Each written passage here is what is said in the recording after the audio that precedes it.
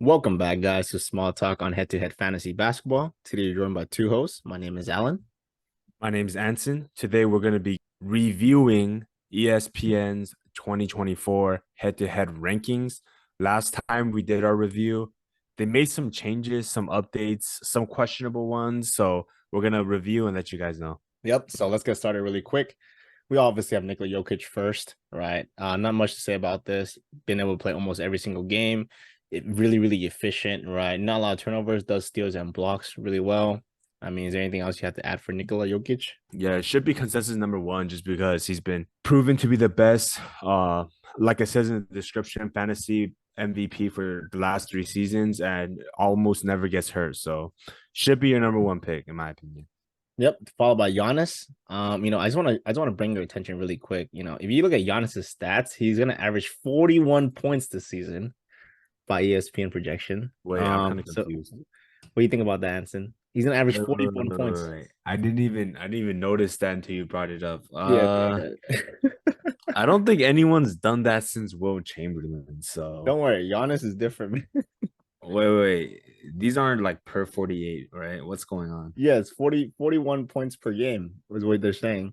And he's obviously gonna throw 12 rebounds and yeah, 6 assists, get a block and a steal. So he's doing everything. He's dropping And he's 41 gonna points. shoot at a historic 75.5%. Okay, so in summary, Giannis is still a very solid number two pick. Yeah, maybe even number one. I mean, with these numbers, I don't know why they have him not number one, but they have his ranking right. There's got to be a typo. Maybe they meant to put 30.9, but I don't know how they're projecting 75% from the free throw. I wish they told us how No, much no, they no, think he's gonna shoot from absolutely. three. Yeah, this is insane. Even though he broke the 30-point barrier, et cetera, et cetera. Yeah, if he drops 41 points, man, you draft Giannis, you automatically win, I guess. But anyways, yeah, Giannis as a power forward, um, great pick at number two. Still, I feel like just because of the positioning. If you guys want to swap him, draft somebody over him, that's cool. But ESPN has him at number two. I think this is fine too. Him shooting 1.43 is kind of interesting as well, along with the 41 points. But moving on from Giannis, right? We got Luka Doncic, right? So Luka, just seeing what they did to his numbers, they dropped them by 2, increased his turnover ratio. Okay, kept his numbers relatively around the same. Hopefully he plays more games. So I think dropping the 2 points is just because of Kyrie that's gonna be there to take a few more shots away from him. But overall, I think Luka is still gonna be very, very solid. As you can see, he is trying to chase his MVP year. He hasn't become MVP yet, but like ESPN said, this year might be his year, but we'll see. Is there anything else you have to say for Luca? Yeah, I think Luca could be the number two fantasy player. Even though they rank Giannis at three, I think picking Giannis at three wouldn't be bad just because, like we mentioned in all the videos, if you guys aren't aware, ESPN's doing this weird only one position thing. There's no combo position. So point guard is not very, it's not very scarce, right? There's abundant amount of point guards. So even though I think Luca could be the second best fantasy production, him getting drafted at 3 or 4 wouldn't be surprising to me. I'm not really sure why they're bumping up his turnovers. His turnover rate was actually 3.7 before the trade deadline. After the trade deadline, it dropped to 3.4. So it dropped by zero point 0.3 because obviously he's not the only one handling the ball anymore. There's some pressure off him. Kyrie is there. I don't know why. Now Kyrie's going to start with him. I'm not really sure why they're increasing his turnovers by zero point 0.4. But besides that, I don't really have much to say about Luca. I think he should be drafted top four for Mm, sure. yeah, yeah, definitely agree with you there. Number 4, Tatum. Tatum here is it's okay if you guys really like, if you guys value him playing for you a lot, which is understandable. Yeah, Tatum is basically almost right behind Jokic in being able to stay healthy. He is still young as well, still playing well. Just quickly reading his outlook, it's kind of weird. It says that he may see a small downtick in scoring, but they projected him to score more. Maybe it's a typo again. I don't know who's ESPN who's running this page. They should hire us instead. Man, But they gotta assess on higher standards, man. What is going on with the department over here? yeah, man, like you guys getting paid for this? No, I'm just I don't but know. but yeah, no. I'm pretty sure there's has to be some reason because he says he may see a small downtick in scoring, but they gave him extra 2 points, which I don't think it's gonna happen in my opinion. I feel like like ESPN said, because of Kristaps, I think his scoring should go down a little bit. Maybe his assist goes up and his scoring goes down, but it doesn't make sense how his assist goes up and his scoring goes up. He's also a small forward, so which is a good position. But him at fourth is, interesting because in my opinion, I think Embiid should be at least 3 or 4. What do you think about that? Yeah, I definitely think that his points will go down. I'm sure his assists will slightly go up just because their main ball handler is off the team now, substituted for a shooting big man. So I think the assists go up. Turnovers might go up depending on if his ball handling role increases or not. But overall, I think Tatum at 4, it's not the worst. Me personally, the guy right below it, I definitely take Joel Embiid over Tatum. Tatum is definitely the safer pick. He was able to play 74 games. We know Joel Embiid's injury concerns, and I think Tatum just doesn't have the upside. He's more of the safe pick. If you want to take a little bit of a risk, if Joel Embiid plays like last year, he was the number 2 fantasy player. He was projected to go number 4 last year. If you guys were drafting last year, you guys know Joel Embiid was projected to go 4 or 5. There was some concern with him sharing minutes with Harden, and he ended up being a home run pick at 4. Who was the number 2 pick. So if Embiid plays more than 65 games, he's likely to be a home run pick. If he plays any more than that, he's it's only him and Jokic if he plays 70 games, right? It's only the injury concerns with Joel Embiid. So it depends on how much risk you're willing to take with your first pick. But me personally, I would recommend Joel Embiid. Yeah, definitely agree with you there. So that's covering Jason Tatum and Joel Embiid. Moving on to the next five. All right, we have okay, we have SGA. Starting off SGA first, real quick. So SGA obviously had a breakout season. If you guys didn't play last year, whoever drafted SGA basically got a free first rounder if they draft him anywhere after like the third, fourth round. Um, but SGA, I'm looking him to continue their production, even though Chet's coming back. Um, you know, it is saying that he does have some injury issues, but last year he showed no signs of anything slowing him down. Alongside of him playing for Team Canada, he seems very, very solid, very, very comfortable in his own skin. So I think this year is also going to be a pretty good year for SGA, and it also helps that he's a shooting guard rather than a point guard. Yeah, agree with you there. I think he's the closest one to that to Joel Embiid. If you guys haven't checked out our tier list video, the top 6 are tier ones, and then there's going to be a significant drop off from tier 1 to tier 2. So moving on, we're gonna look at, so they have Anthony Edwards. Wow, Anthony Edwards they have at number 7. Initially, I was really high on Anthony Edwards coming in before ESPN dropped all of their rankings. I really wanted to get Anthony Edwards myself.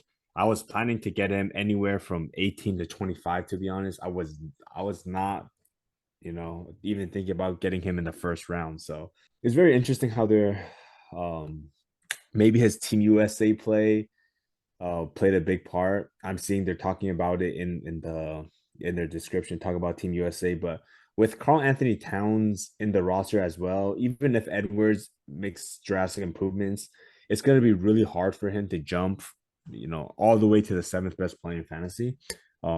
There's definitely opportunity for him to do it because he's able to play so many games.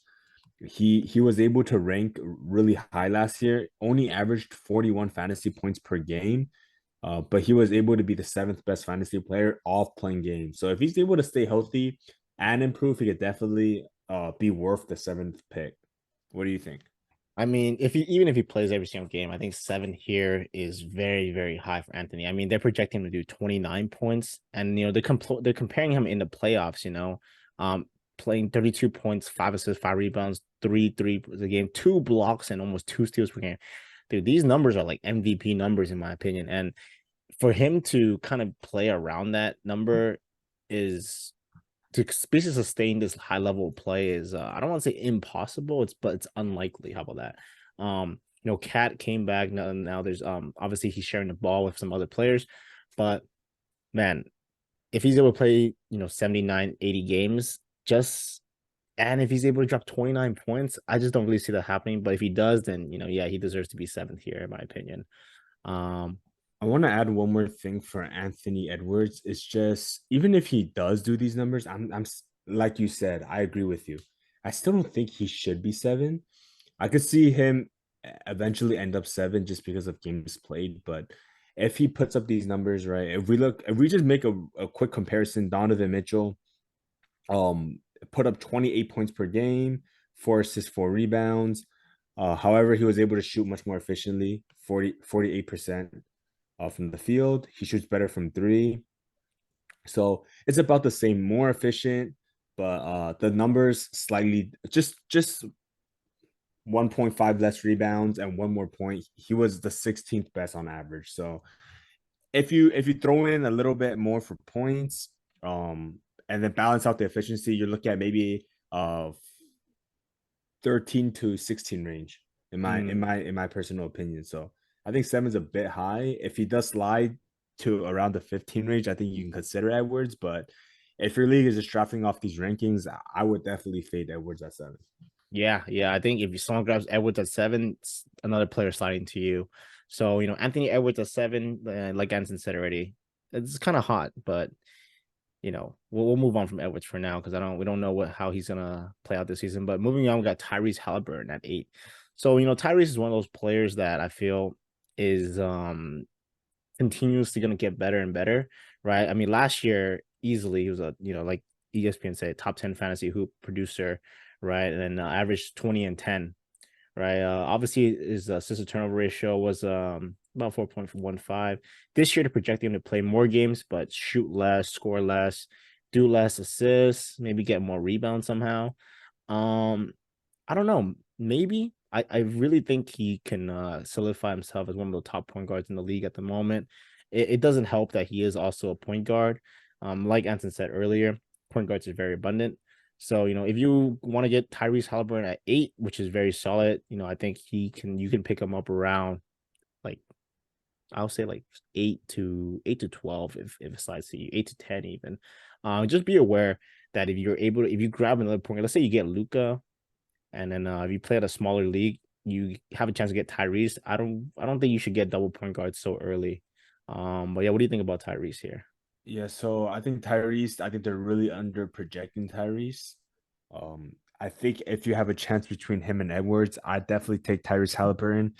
The only reason is just if you don't want the point guards. If you take a look as we go down the list, we'll see how many point guards there are. But Tyrese Haliburton, he is in terms of numbers, like I compared Anthony Edwards' numbers to Donovan Mitchell, and Donovan Mitchell was the 16th best per game player at 46 fantasy points per game. Their numbers are about the same. But if you look at Tyrese, he's actually 50.4 average compared to 46, right? So Tyrese, 4 more fantasy point higher. Also, if you look at the roster changes, Anthony Edwards will be playing with Karl Anthony Towns. He didn't play with him last year, was able to benefit from that. Tyrese Haliburton will be playing with the same roster. The only difference is they're adding Bruce Brown, who I don't think will take a lot of minutes from or minutes, shots away from Tyrese. If anything, I think it'll help Tyrese. Just someone who knows how to play off the ball, cut. So Tyrese will be playing in a more competitive setting and a more competitive team, which actually makes me believe that he might not sit out the last games of the season. He might play in the play-ins. He might be available for fantasy playoffs, which is the most important thing. So between Tyrese and Edwards, if you don't care about position, Tyrese to me is a no-brainer. Yeah, yeah. But you guys don't want to forget about the positions, right? So moving on from Tyrese, we got Sabonis here. Sabonis is probably one of the I know this is power forward here. I'm pretty sure he's gonna be playing center this year, right, Anson? I believe so. Yeah, so I think ESPN still hasn't made their positions lock at the moment, right? So they might update that in the near future. But as of right now, Sabonis, it's a power forward. If he's a power forward, man, I guess he deserves to be drafted here. If he does play power forward, since the power forward position is limited. So, just looking at the stats over, obviously you can tell Sabonis is very, very efficient as well, shooting 61% from last year, averaging 19 and 12, which is extremely solid. Borderline first round, or he is basically a first round player because he's able to play so many games and drop 19 and 12 with such efficiency. Not a lot of turnovers, 3 turnovers. That is kind of bit much, but he does cover that up back with his assists. So I think it's a bonus as a in general as a player, very consistent player.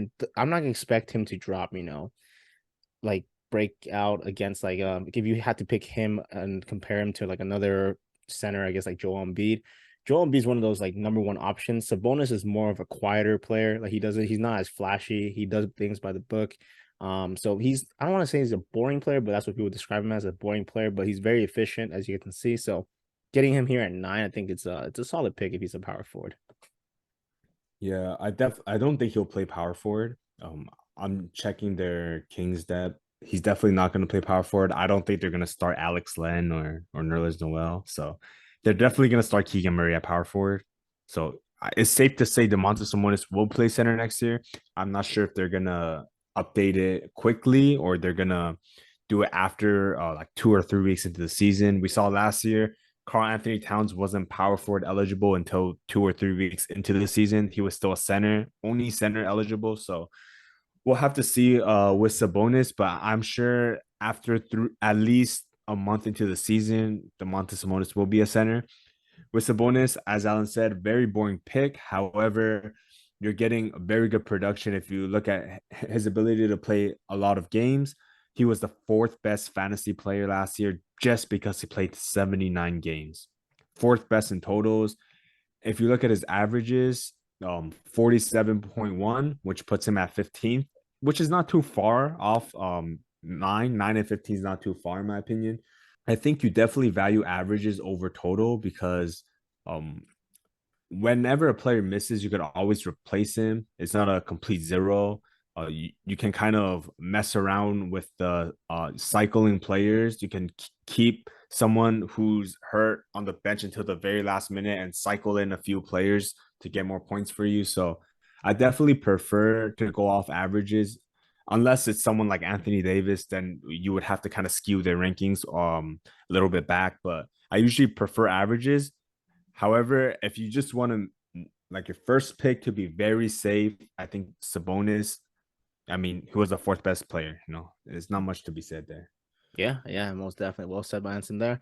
Moving on, we got Devin Booker here. Devin Booker, let me move down a little bit so I can see his projected stats without showing everybody what else is below that. Okay, so Devin Booker projected he's going to lose 1 point per game, average not bad, 2 point, basically two more assists per game, average around the same, rebound, 3 pointers. Okay, so everything's around the same. Just they think that he's gonna play more games, average less points but more assists. So that should boost him up. I mean, Devin Booker is one hell of a player, in my opinion, right? Obviously, we saw what he did in the playoffs, playing alongside Kevin Durant. Um, I still think he's gonna have that big role, and I'm not sure he's gonna be playing shooting guard because there are rumors that he will slide to point guard. I'm assuming he's gonna be point guard, judging from the fact that his assists are gonna go up or is gonna go up. Um, and Beal will be playing shooting guard. But if Devin Booker's a point guard as well, that would drop his ranking, in my opinion. But yeah, overall, I feel like he's a very solid player to pick up in fantasy. If he's able to stay healthy. He's also a young player, so there's always room for improvement. This might be the year that him and KD and Beal get a ring too. So keep that in mind. That if he does become a point guard, that might drop his ranking, in my opinion. What do you think about that? Yeah, I'm not really sure why they bump Booker up so much adding in after replacing Chris Paul, someone who doesn't take a lot of shots with Bradley Beal. Yes, Booker will get an increase in assists, probably get less shots up. So I'm guessing his field goal attempts will be less, probably score a little bit less points. If the assist balances out that perfectly, I still don't think he should be here. I think it's a bit high for him. I don't like the new addition to his team. I'm not sure why. I haven't seen Donovan Mitchell yet. I think Donovan Mitchell should be higher than Devin Booker. That's just my opinion. Last year, Devin Booker, only 43.9. I know it's an off year. He did get hurt, but his average was 43.9.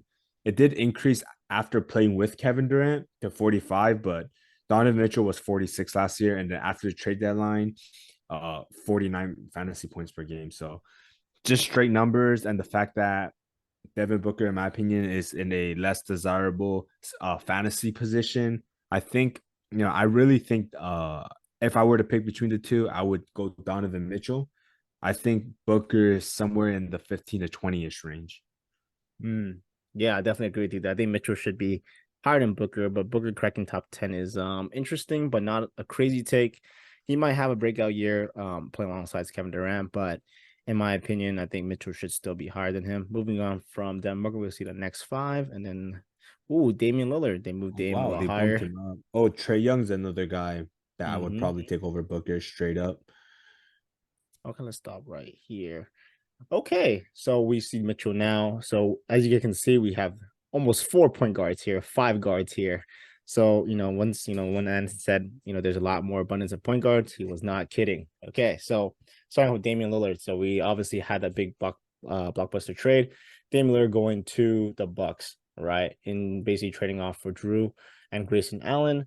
I think Lillard, obviously arguably a top 10 player every season if he's able to play a lot of games, right? He's almost single-handedly carried Portland for the last 10 seasons, right? So in my opinion, I feel like him joining the Bucks is going to I think he's gonna drop his numbers a little bit. If you guys haven't seen our video, how we talked about the Damian Lillard trade and what's gonna happen on what Anson and I think are gonna happen for fantasy, you guys should check that out. But very briefly, I think Damian Lillard's gonna do a little bit less on Bucks just because Giannis is there, of course.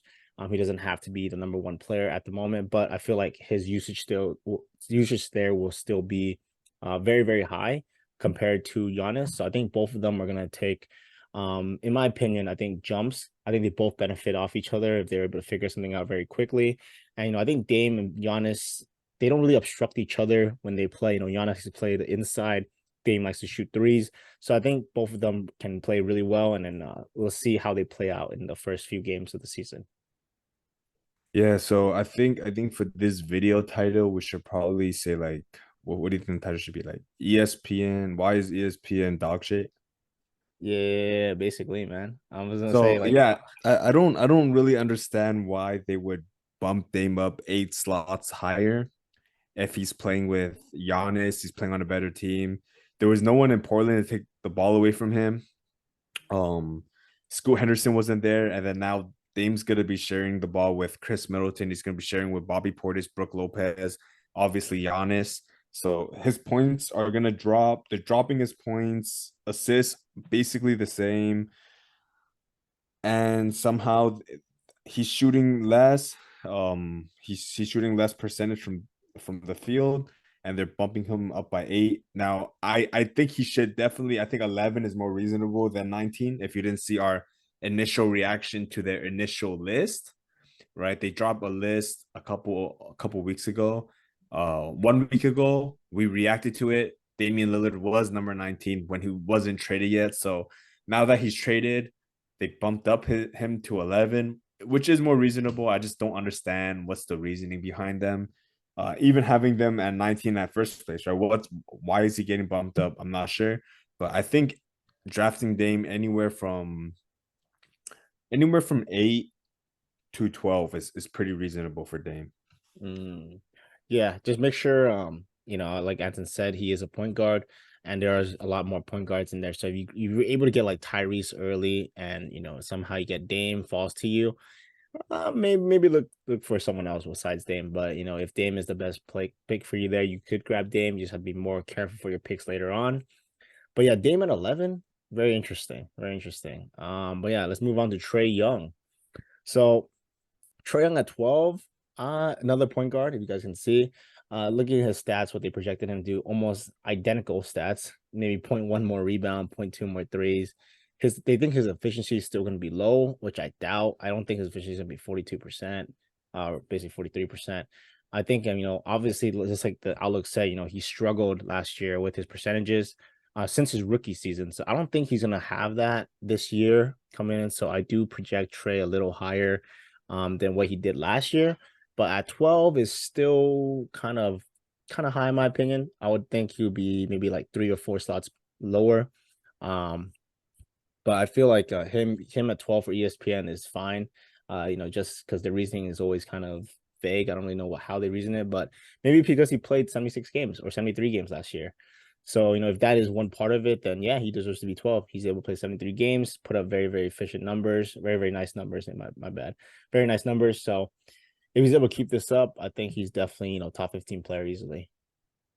Yeah, there's definitely some upside potential with Trae Young. He's one of those safe picks again, alongside guys like Sabonis and Anthony Edwards. Just look at the games played. That's the reason why he's ranked at 12. If you want to go riskier, guys like Steph Curry, LaMelo Ball might have a higher fantasy point per game, but they have injury risk with them. Trae Young's very safe. So, there you go. You want a safer play? Pick Trae Young. If you want someone more risky, if Steph Curry's gonna play 70 games, he's definitely gonna have a better fantasy year than Trae Young. So just depends on how much risk you want to take on. With Trae Young, the upside is that he really struggled to play with DeJounte Murray in the beginning of the year. It didn't get much better, but second year they could gel a little bit better. I feel like Trae Young couldn't really get his shots. The shots he usually liked. He wasn't able to handle the ball like he usually does. Was forced to spot up, and even though he's a great shooter, he's not very good spot up. He's not very good off the ball player. So he was definitely had to play outside of his comfort zone. And with John Collins gone, there's just going to be more shots for him. So definitely there is some upside with Trae Young. Yeah, yeah, I definitely agree with you there. Moving on from Trae Young, we got Mr. Stephen Curry, the chef. So, obviously last year he played only 56 games, averaged about 30 points per game. And for some reason, they're projecting him to average less points, even though Jordan Poole is now gone. Interesting take. Averaging less rebounds, less assists, basically everything less except more steals.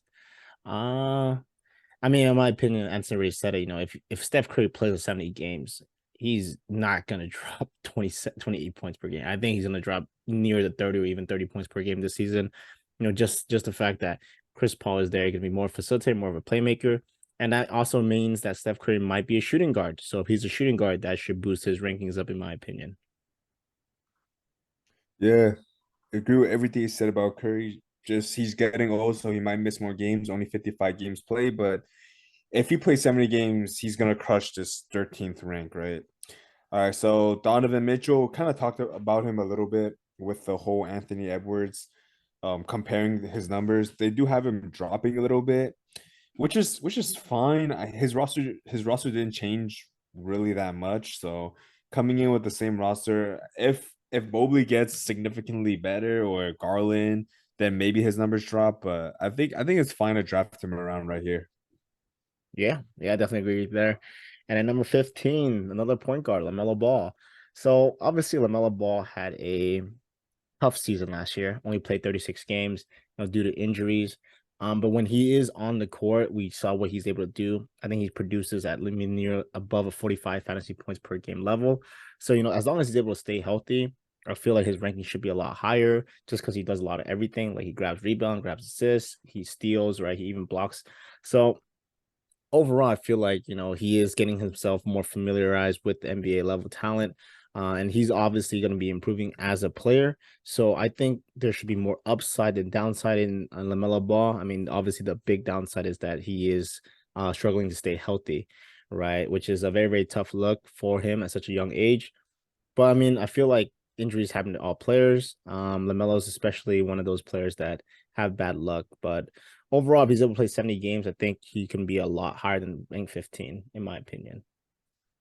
Yeah, I think he has a chance to be a top six player. He can make that jump, kind of what Shea made. Shea was kind of dealing with some injuries. We knew Shea was good all along, but he was kind of dealing with some injuries. Got healthy, team got a little bit more competitive. He was able to show what he could do. I think Lamelo, if he has a full season, him being healthy, James Borrego didn't really like to play him that much. They cleared out the point guards for Lamelo. They got rid of Devontae Graham. They got rid of Ish Smith over the years.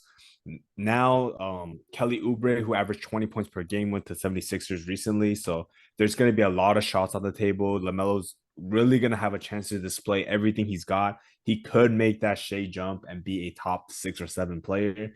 The only scary thing about LaMelo is he could definitely be a ranked 25 to 30 to 40, maybe even 50, just because of his injuries. So I could definitely understand why he's ranked at 15. Yeah, yeah, but if you have safer picks already in the beginning, maybe you can grab Lamelo on a riskier pick. I feel like Lamelo is one of those high risk, high reward, but the risk is, obviously his injuries. But I think we'll stop with the list for now at from 1 to 15. Hope you guys enjoyed this list. Is there anything else you got to add for them, Anson? Yeah, make sure you guys follow our channel, subscribe. We're gonna be reacting to 16 to 30 next. We're probably gonna get down to 80. If you guys want more, just let us know. We could react to however much they have. We'll react to the entire list if you guys want, and then we'll be updating you guys regularly when James Harden gets traded, etc. We'll update you guys, keep you guys posted, give you guys more tips. So make sure you guys comment below if you disagree with us and subscribe. Yeah, yeah. If that's it, then I hope you guys have a great week. Hope you guys have a great fantasy season, and we'll see you guys on the next video. Peace. Peace.